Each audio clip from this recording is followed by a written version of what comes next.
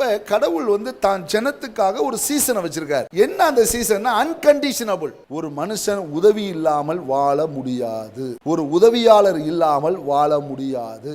தேவனிடத்திலிருந்து ஒருவனுக்கு உதவி வருகிறது என்று சொன்னால் தக்க சமயத்திலும் ஏற்ற சமயத்திலும் அவனுக்கு வரும். ஒரு உண்மையுள்ள உறவுள்ள மனுஷனாலதான் தேவனிடத்துல இந்த காலகட்டங்களில் போய் நிற்க முடியும். வேற யாராலையும் நிற்க முடியாது.